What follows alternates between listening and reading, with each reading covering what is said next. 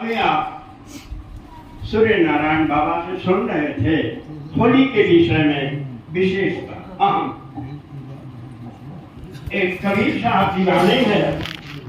मैं निर्गुण कछु गुण न जानो, मैं निर्गुण कछु गुण न जानो, गवना के दिन नियरा।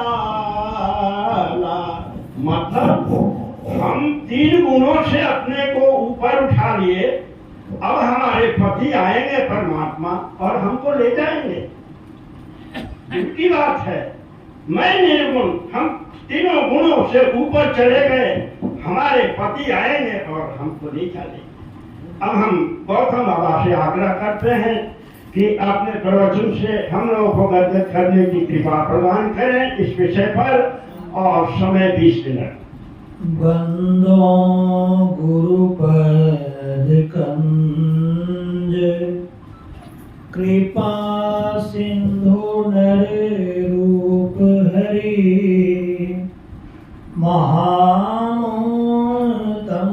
पुंज, जासु बचन रवि कर निकर। अव्यक्त रूप में सर्वत्र विराजमान पूज्यपाद संत सद्गुरु महर्षि में ही प्रमन जी महाराज के उभय पाद पद्मों में कोटि सहनमन।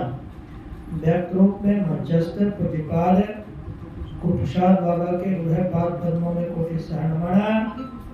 पूज्यपाद रविंद्र बाबा, पूज्य सुंदरायण बाबा, मुदमंगल में साधु समाज और रोहतास जिला के सत्संग प्रेमी महानुभावों, माताओं तथा भक्तिमती बहनों। हम एक साधु हैं और मैं हमेशा आश्रमों में ही रहता इत्यादि हूँ। घर द्वार से मेरा कोई लेना देना होता नहीं है, यही मेरा घर है। कुछ आश्रम बदल जाते हैं तो आज का यह घर हुआ और कल जिस आश्रम में जाऊंगा उस दिन का वह घर हुआ मेरा। अब मैं बोलता कहाँ से हूँ इस पर थोड़ा बता देता हूँ, फिर विषय पर आऊँगा। पहले क्रम था पढ़ने लिखने का, MA PhD तक ये सब बातें थी। अब वो बातें नहीं है। अब की पढ़ाई वह नहीं है। साधु जीवन की पढ़ाई है गुरु चरण सेवा करके उनके सानिध्य से ध्यान में जहाँ तक हम उठ पाते हैं वहाँ का चिंतन क्या कहता है। अब फिर आप कहेंगे आप ध्यान कर रहे हैं तो ध्यान तो चिंतन शून्यता है, तो फिर वहाँ चिंतन क्यों बोल रहे हैं? चिंतन शून्यता ध्यान है। चिंतन शून्यता ध्यान इसलिए है कि अगर चिंतन वगैरह करते रहेंगे तो जीव को जहाँ अंदर पहुँचना है वो पहुँचेगा नहीं। कुछ विचार उचार बोल बाल के वो शांत हो जाएगा। तो परंतु जब जीव ध्यान में जाता है, कुछ ऊंचाई पर जाता है, फिर वहाँ जब सामान्य व्यवहार में संसार में आता है तो पूर्व समय में वो चिंतन इत्यादि करता था, वो नीचे आने पर वो चिंतन के ही लिमिटेशन में लिमिटेड होकर कुछ कहना पड़ता है। ऐसे अंदर की बातों को हम पूरा कह नहीं सकते, वो तो अकथ है, वर्णनातीत है परमात्मा। लेकिन जब वाणी पर उतरते हैं, संसार का व्यवहार करते हैं तो पढ़ा लिखा आदमी उस पर ज़्यादा बोल सकेगा, समझ सकेगा, क्योंकि उसको बोलने की भी ट्रेनिंग थी। और जो ध्यान में बहुत ऊंचे ऊपर चले जाते हैं परंतु उनको बोलने की ट्रेनिंग नहीं है, ऊंची उन बातों को शब्दों में नहीं बयान कर सकते हैं। वस्तुतः जितनी ऊंचाई किसी को प्राप्त है उसके पास आप जब बैठेंगे तो बिना कहे ही वह ऊंचाई आपको मिलेगी। ये थोड़ी सी प्रारंभ की बातें मैंने कहा। अब आज आया वेद मंत्र का जो पाठ था। जगत प्रसवकर्ता ईश्वर का तत्व ज्ञान प्राप्त करने के लिए पहले बुद्धि योग और फिर अग्नि की ज्योतियों का योग, ये सब करने के लिए कहा गया। अब यहाँ एक प्रश्न उठा कि जगत प्रसवकर्ता का तत्व ज्ञान हम क्यों प्राप्त करें, शरीर प्रसवकर्ता का तत्व ज्ञान क्यों नहीं प्राप्त करें? इस शरीर को प्रसव करने वाला कौन है? माता और पिता है। यह शरीर है किसमें? जगत में। जो शरीर है हमारा 5 शरीर और 5 संसार है, पांचों शरीर संसार में है। अगर संसार ही नहीं रहेगा तो शरीर रहेगा किसमें? ये प्रश्न उठेगा ना। स्थूल संसार है, उस संसार में हम सबका शरीर है, इसलिए जगत प्रसव करता, पांचों जगत और पांचों संसार को उत्पन्न करने वाला, इसका तत्व ज्ञान प्राप्त करने कहा। अगर जगत का जो ओरिजिनेटर है वो originated this universe, If we will know him, then we will know the producer of the human being too. तब मनुष्यता को जिसने पैदा किया उसको भी हम जान जाएंगे। अब जगत प्रसव करता है, ये इस तरह की बातें सभी धर्म करते हैं। बाइबल भी शुरू होता है ना, ईसा ने पहले हेवन बनाया फिर अर्थ बनाया, ये सृष्टि कैसे कैसे बनाए हैं ऐसे करके। तो हर जगह यह बात आ रही है, हमारा भी धर्म यहीं से शुरू हो रहा है। अगर हम जगत प्रसवकर्ता को जान जाएं, और जानने का यहाँ धर्म में जानने का मतलब होता है हो जाना। यहाँ जैसे कि हम आपको जानते हैं, इसका मतलब आप अलग हैं, मैं अलग हूँ, मैं आपके बारे में जानकारी रखता हूँ, परंतु ईश्वर के संदर्भ में यह बात नहीं है। अगर हम ईश्वर को जानते हैं, कहिए हम 10 दिन के प्रवचन में बहुत बताने का कोशिश करेंगे, गलत है ये। ईश्वर को जानने का मतलब होता है ईश्वर हो जाना। मैं कहता है कि क्या आपने ईश्वर को देखा है? देखने के लिए जैसे मैंने आपको देखा है यह प्रश्न है, तो आप अलग हैं, मैं अलग हूँ, एक दूसरे के दृष्टा हैं दोनों। आप भी हमको देखें, हम भी आपको देखें, परंतु जहाँ दृष्टा भाव रहता है वहाँ द्वैत रहता है। If the sense is of the looker और perceiver then there is a dualism in that. उसमें द्वैत है, द्वैत है। आप परमात्मा परमात्मा कहते हैं, जब तक आप पूरा का परमात्मा हो नहीं जाएंगे, कहने से परमात्मा भाव को प्राप्त नहीं होगा। अब परमात्मा नहीं होंगे तो लफड़ा के यहाँ क्या है? परमात्मा आप नहीं रहेंगे तो आप सर्वत्र विराजमान नहीं हो पाएंगे, सर्वज्ञ नहीं हो पाएंगे, सर्वशक्तिमान नहीं हो पाएंगे। जो आपसे ज़्यादा शक्तिशाली होगा आप पर शासन कर बैठेगा। अगर आप जैसे कि समंदर के अंदर गहराई में क्या पड़ा है, ये आप कैसे जान सकेंगे? परमात्मा जान सकते हैं इस बात को, क्योंकि परमात्मा हर जगह है। जैसे हम यहाँ पर हैं तो पूछे यहाँ कौन है, कैसे हैं, तो देख के बता देंगे यहाँ से। तो परमात्मा के संदर्भ में ये बात है। अब आपको परमात्मा होना है, इसलिए उसका तत्व ज्ञान प्राप्त कीजिए। अब ये कहते हैं परमात्मा क्यों होना है? आप परमात्मा नहीं होंगे तो आप बंधन में, परमात्मा के अतिरिक्त जो भी है वह असत्य है। ब्रह्म सत्यम जगत मिथ्या, पांचों शरीर और पांचों संसार झूठे हैं, और जो एक परमात्मा सच्चा है, इसलिए परमात्मा आपको बनना पड़ेगा। एक महापुरुष हमको बोले कि वस्तुतः परमात्मा है नहीं। हमने, वो बहुत बड़े योगी हैं, वो खोजते खोजते थक गए, नहीं मिला। उन्होंने कहा परमात्मा नहीं है। मैंने कहा परमात्मा तो है, आपको भी नहीं मिला, हमको भी नहीं मिला, लेकिन गुरु जी का आदेश है कि एक सर्वेश्वर पर अचल विश्वास रखो, मिले अथवा नहीं, पहले मान के चलो कि परमात्मा है। मैंने कहा सच तो यह है कि आप भी झूठे, हम भी झूठे। बोले कैसे? अभी हम नेपाल जा रहे थे, तो हम जिस एरिया में जाते हैं उस एरिया के महात्मा को कॉल करते हैं कि जरा साथ ले लें, तो भक्तों को वो ज़्यादा जानते हैं। सदानंद बाबा अररिया में रहते हैं, पंजरकट्टा गांव में, बहुत पुराने महात्मा। मैंने उनको फ़ोन किया कि जरा नेपाल साथ चलना है, नेपाल अधिवेशन में।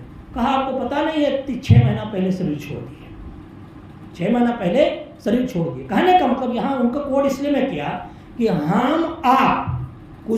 हम आपके सबके घर से कुछ दिन, कितने आदमी पहले शरीर छोड़ चुके हैं, जो हैं कुछ दिन में छोड़ देंगे, जो नया भी आएगा वो भी छोड़ देगा। कहा ना, ये तो इस लोक वाले की बात हुई। आप ऊपर के 6-7 जो स्वर्ग हैं उनको आप देख लीजिए, उसमें भी जितने लोग गए कुछ दिन रहे, फिर वहां से भी वो छोड़ के चले गए, बचा केवल एक परमात्मा। इसलिए उस परमात्मा का तत्व ज्ञान प्राप्त करके परमात्मा बन जा, उसी के लिए हम लोग को शिक्षा दिया जाता है। इस शरीर और संसार के बंधन को तोड़ डालो। तो क्या यह बोलने से बंधन टूट जाता है? नहीं, यह बोलने का विषय नहीं है। क्योंकि हम लोग पढ़े लिखे आदमी हैं तो बहुत कुछ सिर्फ बोल डालते हैं, क्योंकि बोलने का काम ही विशाल से यही काम कर रहे थे, बोलना पढ़ना लिखना, इसलिए कुछ बोल सकते हैं। परंतु जो लोग नहीं बोल सकते वो सीधे आपको उस स्तर पर पहुंचा देंगे जहां पर वो हैं, वो और भी बड़े होते हैं। हम लोग छोटे स्तर के होते हैं, खाली हम बोल बैठते हैं, पहुंचाना बहुत कठिन होता है। अब इस पर आया, फिर कहा कि योगाभ्यास सीखने वाले को, अगला वेद मंत्र कहा, योगाभ्यास सीखने वाले को सच्चे संत सदगुरु से दीक्षा लेकर सीखनी चाहिए। यहाँ एक दिक्कत है कि संसार में असदगुरु भी सदगुरु का चोला पहनकर चल रहे हैं, बहुत ऐसे हैं। उसमें ध्यान तत्व नहीं है, उसने अंदर के मंडलों को नहीं फाड़ा है, वह अपना बंधन नहीं तोड़ सका है, और संसार में सदगुरु होने का एक ढोंग रच रहा है। ऐसा बहुत है। उससे बचकर आप कैसे जानेंगे कि कौन सदगुरु है? चाहे आप हम ही को क्यों मान जाएंगे? क्यों मान जाएंगे? खाली शरीर देखने से कोई थोड़ी मान जाता है। आप उसके पास ध्यान करके बैठिए, ध्यान करने बैठिए। जैसे संत सेवी बाबा के बारे में कोई कुछ बोले, हम उनके पास जब ध्यान करते थे तो पूरी धरती पर वैसा ध्यान कोई आज तक नहीं कराया हमको। तो मैंने कह दिया कि ये महापुरुष हैं, क्योंकि इनके पास बैठने से इतनी यौगिक शक्तियाँ हमें मिलती है। ये प्रमाण भी है, इसका प्रमाण है। आप किसी महात्मा को अगर चेक करना है, जो कहते हैं कि साधु को नहीं पहचान सकते, हम कहते हैं पहचान सकते हैं। आप उसके पास बैठिए, आप साधना में जाइए, देखिए जिसके सानिध्य से आप ज़्यादा उठ जाएं, उसको मानते हुए चलिए, उसको मानते हुए चलिए। और यही कारण था, एक अजूबी बात हो गई थी बापू के संदर्भ में। पूरी दुनिया उसको क्या कहा के कहाँ पहुँचा दी, पहुँचाई है ना आसाराम बापू के बारे में।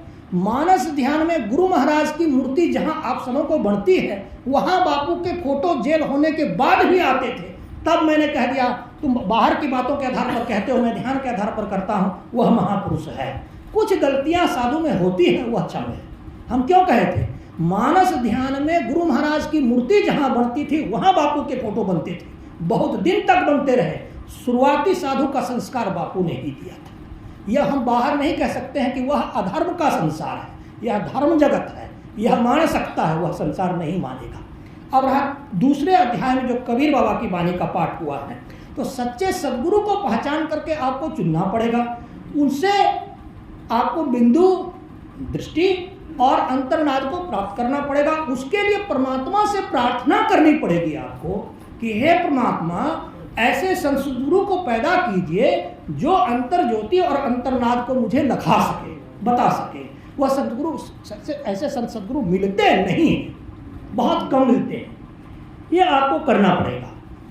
उसके बाद कबीर बाबा की वाणी का पाठ हुआ, जो आज हमको सबसे प्यारा पाठ लगा कि संगत सो सुख उपजे, कुछ संगति सो सुख जोय, कहे कबीर तहाँ जाइए साधु संग जहाँ हो। मैं यहाँ क्यों आया? आश्रम बहुत बड़ा है, यह तो एक स्थूल कारण है। महात्मा बहुत बड़े हैं, यह सबसे बड़ा कारण है। यहाँ कितना महात्मा, यह साधु संगत हो रहा है। इस संगत के लिए जाने के लिए शास्त्र का भी आदेश है। कोई आश्रम में बिना पूछे भी आ जाए तो उसको अहोभाग्य समझे और उसको स्वीकार कर लीजिए, क्योंकि यह आश्रम है, यह कोई संसारी विद्यालय नहीं है। कोई भूलता भटकता भी, ज़्यादातर तो हम जब संन्यास लिए थे तो भाग कर लिए थे। तो बोला कि वहाँ जब गए संजय बाबा के पास, बोला कि हमको लगा कि संजय बाबा जान जाएंगे कि घर से भाग के आए तो हमको भगा देंगे, हम बड़ा डरे हुए थे। बोला चिंता की कोई बात नहीं, जितने आए हैं सब भाग के ही आए हैं, ये सब भागने वालों का ही ग्रुप है। तो वहाँ कोई दिक्कत नहीं हुआ। देवधारी बाबा हमको चौखट पर सुलाए, जहाँ की समाधि मंदिर है, वहाँ पर हमको एक तख्ते पर सुला दिए। 2 समय का चावल रोटी मिल जाता था। घर से भाग के आए, एक कपड़ा पहन के भागे थे घर से। मोती बाबा ने गमछा दिया, मैंने दीक्षा लिया, कोई विरोध नहीं हुआ। इसलिए साधु संगत में कोई भूले भटके भी आ जाए तो उसको गले लगा लीजिए। आप उसकी भक्ति, वही परमात्मा ही है, वह परमात्मा की भक्ति। हम जब भक्तों की सेवा करते हैं तो उसके एवज में हमको सैलरी मिलता है। आपको दिखेगा नहीं कौन सैलरी, अंदर में जब ध्यान करते हैं तो हमको चढ़ाई होती है उससे। इसलिए मैं इस भाव से भक्ति करता हूँ भक्तों की और साधुओं की। साधुओं की भक्ति से तो ध्यान बढ़ता ही है, भक्तों की भक्ति से भी ध्यान बढ़ता है, इसीलिए मैं सेवा करता हूँ। उसका पेमेंट हमारा रुकता नहीं है, एकदम पूरा मिल रहा है। जैसे ध्यान करने जाएंगे, अभी 4 महात्मा अगर साधु भक्तों का हम खाना लगा दें, झाड़ू लगा दें, पूछा कर दें, उसके बाद ध्यान बैठेंगे, हमारा ध्यान खूब बढ़ने लगता है, इसलिए मैं करता हूँ। फिर कहा आगे, कहा कि मथुरा भावे द्वारिका, भावे जा जगन्नाथ, साध संगति हरि भजन बिनु कह कछु ना आवे हाथ। मथुरा जाइए, द्वारिका जाइए, जगन्नाथ जाइए, वहाँ भी आप अगर साधु की संगति नहीं करेंगे तो कुछ हाथ नहीं लगेगा। पिछले बार जब मैं आया, वापसी में मैं गया, बाबा की कृपा से हमको 100 एकड़ का आश्रम रहने के लिए दिया गया। बोध गया में बहुत सारे संतों का दर्शन किए। जितना कुब्बा घाट में ऊंचाई मिलती है ध्यान की, उतना मिला, यह बाबा की कृपा से हुआ था। तो वहाँ जाइए। अगर आप जगन्नाथ जाते हैं, द्वारिका जाते हैं, मथुरा जाते हैं, कहीं भी जाते हैं, उन जगहों के जाने का सार है कि वहाँ के साधु महात्मा के संग में जाइए। अगर साधु महात्मा के संग में नहीं, खाली मकान दीवार का संग करेंगे तो वह संग नहीं हुआ। ये था। फिर अंतिम में जो हमारी सबसे प्रिय हमको वाणी लगती है कि राम बुलावा भेजिया, दिया कबीरा रोए, जो सुख साधु संग में सो वैकुंठ ना होए। अर्थ तो बिल्कुल साफ है, सब लोग जानते हैं। एक बार की बात है, मुझे फीसर रोग हुआ था। मैं सिल्लीगुड़ी से, फीसर रोग में पेखाना के रास्ते में 10-12 इंजेक्शन लगता है, बहुत लहर होता है। अपने नाथनगर आश्रम में गया जहाँ से मेरा संन्यास हो रहा था। बहुत लहर था, और जैसे आश्रम में साधु संगत में आए कम से कम 80 गुना शरीर का दुख दूर हो गया, और मुझे लगता था कि आराम से मैं इस रोग की स्थिति में भी खूब ध्यान कर सकता हूँ। ये साधु संग की महिमा है। ये जो साधु संगत में आने की बात कह गई है, जैसे आप संगत में भी आ गए, अगर झुंझुनवाला जी तो बहुत ऊंचे व्यक्ति वो चाहेंगे तो 1000 महात्मा को रखने की उनकी क्षमता है। जो ज़्यादा से ज़्यादा जहाँ साधु निवास करते हों और वहाँ के संगत में आप रहेंगे तो मरने के बाद स्वर्ग नहीं होगा, यही आप स्वर्ग में ही हैं अभी। इसी को स्वर्ग कहा जाता है धरती पर, आप उसी में हैं। अगर किसी कारण चाहे मेरा ही चाहे किसी का शरीर छूटता है तो पहले से ही स्वर्ग में था, उसको नया स्वर्ग क्या मिलेगा? केवल शरीर जाएगा, स्वर्ग तो बरकरार ही रहेगा। ये जो मैं आपको समझा। फिर मीराबाई की जो रचना आई, तुलसी साहब की रचना, हम बाबा से उसकी व्याख्या सुनेंगे, थोड़ा कठिन हमको लगा, नहीं बोल पाएंगे उस पर। फागन के दिन 4 होली खेल मनाए। ये मीराबाई जहाँ जिनकी शिष्या हैं, उनका नाम है रविदास जी महाराज। उनका आश्रम छित्तूपुर में वाराणसी में है, उनकी जन्मभूमि। मैं वहाँ 11 साल तक रहकर वहीं पर BA MA और PhD कर रहा था। BHU से BA MA first class top किया और PhD कर रहा था। प्रतिदिन इनके आश्रम में मैं जाया करता था, तो इनके गुरु के आश्रम में रहकर मुझे सीखने का अवसर इस जीवन में प्राप्त हुआ था। वह कहा कि होली में हम लोग बाजा गाजा चलता है, रात में हम भी चला देंगे, यहाँ कल भी चला देंगे, हम तो गवैयापुर रुके हैं, चला देंगे, बाजा गाजा होगा। अब इनका बाजा गाजा क्या है? इनका है बिन करताल पखावज। पखावज के लिए करताल, बिना हाथ इसके पखावज बज रहा है। अच्छा, परमात्मा में एक दिक्कत है, वो अशरीरी है, शरीरों में अशरीरी के रूप में वो रहता है, इसलिए अगर उसको कुछ बजाना होगा तो ऊपर से आपके शरीर के द्वारा वह बजाएगा। अगर वो नया शरीर धारण कर सकता है, लेकिन ऐसा करिश्मा अगर वो रोज करेगा तो गुप्तता का जो गुण है वह उसमें खो जाएगा। होगा? परमात्मा है ना, यहाँ है, कहाँ नहीं है परमात्मा? परमात्मा हर जगह है, परंतु वह गुप्त रहता है। अगर उसको करताल बजाना पड़ेगा तो आपके हाथ से परमात्मा बजा देगा। तो वहाँ बिना हाथ के पखावज बनता और अनहद की झनकार होती, बिना राग के 36 गाते हैं, रोम रोम रणकार होता है। और अंत में कहा, शरीर के सारे बंधनों को खोल देना यही असली फाग है। अगर आप बंधन में हैं, जानते हैं, एक साधु की निगाह से पूछेंगे तो हम बताएंगे, जब आप बंधन तोड़ने के लिए चाहे संन्यास में कुछ दिन आएंगे, घर द्वार से आपका नाता टूटेगा।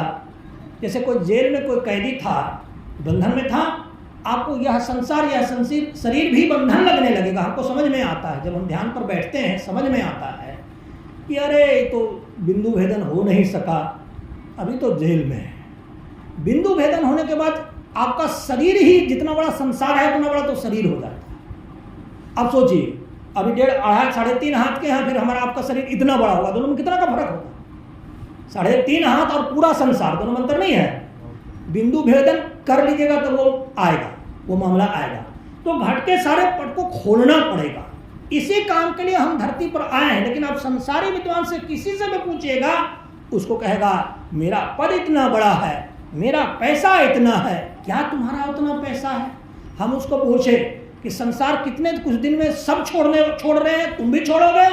बताओ कि तुम्हारे धन में से एक सुई भी अगर साथ चला जाए ऊपर, एक जो धन को धन मानता वह मूर्ख है, और जो ध्यान को धन मानता वह बुद्धिमान है। आपके साथ यदि जाएगा तो ध्यान जाएगा, धर्म जाएगा, परोपकार जाएगा, साधु सेवा जाएगी, भक्त सेवा जाएगी, ये सब साथ जाते हैं। रुपया का 1/2 पैसा भी कोई लेकर गया है क्या? शरीर तो साथ गया नहीं, रुपया क्या जाएगा? रुपया पैसा तो शरीर संबंधी है और धर्म परमात्म संबंधी है। इसलिए धर्म को जो धन मान कर चलता, आप बाबा के पास जाइए, इनको कुछ भी चढ़ा दीजिएगा सीधे वापस कर देते हैं। एक बार मैंने इनसे निवेदन किया कि बाबा मैं चाहता हूं कि मैं आपको अपनी मेरी एक अलग महासभा है, महर्षि बनाओ। बोले फाड़ के फेंक देंगे।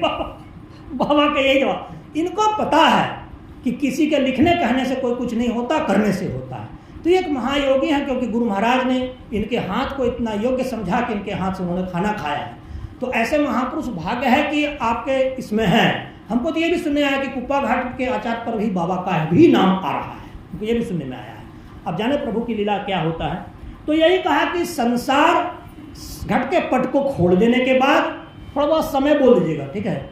घट के पट को खोल देने के बाद जो हम होली मनाएंगे वह सच्ची होली मानी जाएगी। उसके पहले की जो होली है वह उसको बंधन में बंधा हुआ व्यक्ति कैसे खुश हो सकता है?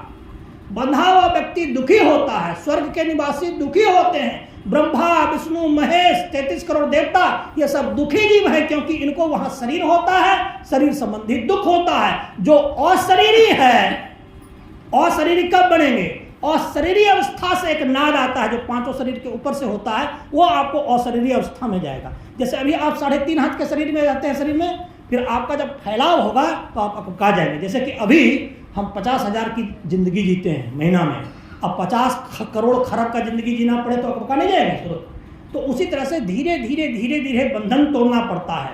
जब बंधन टूट जाता है वही असली होली होती है। इसको हम लोग को आज सार में कहा। और फिर गुरु महाराज की वाणी कहा कि नाहिन करिए, नाहिन करिए, नाहिन करिए जगत सो प्रीति, नाहिन करिए।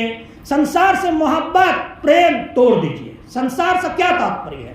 शरीर, शरीर है तो हम संसार में हैं। शरीर से जैसे टिकट कटा, संसार से टिकट कट गया, संसार की वस्तुओं से भी टिकट कट गई। इस आश्रम का क्या क्या नहीं झुनझुन वाला ने जिन्हें नहीं बनवाया, एक एक चीज बनाया, ईंट बनाया, पत्थर मकान बनाया, लेकिन उनको पूछिए इसमें से कौन ईंट कौन पत्थर कितना संगमरमर साथ जाएगा? उसी पर कह दिया कि नहीं न करिए जगत सो प्रीति, नहीं न करिए। इस जगत से और शरीर से प्रेम नहीं करना है। लेकिन दिक्कत यह है कि पापों के संस्कार जन्मों के मेरे हैं, जो दया करे क्षमा कर मिटाना। अनेक जन्मों में जो हम पशु त्यागी थे, तो इस पर काम, क्रोध, लोभ के बहुत सारे संस्कार हैं। अब जब शरीर को से आप नाता तोड़ने का प्रयास करेंगे, संसार से नाता तोड़ने का प्रयास करेंगे, ये षड्विकार आपको बार बार दुखी करेंगे, गिराएंगे नीचे, परंतु चलते रहना है, डरना नहीं है। षड्विकार का एक झोंका क्या कर लेगा? अगर गुरु की सेवा है, सदगुरु का दर्शन है और हम में आत्मबल है, तो चलते चलते जो दौड़ता है वो गिरता है, लेकिन जो दौड़ेगा नहीं वो गिरेगा क्या? इसलिए इसका मतलब है हम गिर जाएंगे तो चलना छोड़ दे, ये बात नहीं। एक अमेरिका में एक आदमी थे, समय हो गया, यही है वो ना? बोलिए प्रेम से श्री सद्गुरु महाराज की, श्री सद्गुरु महाराज की, श्री सद्गुरु महाराज की। शंभू बाबा के पास दिया, आपके पास आप कीजिए।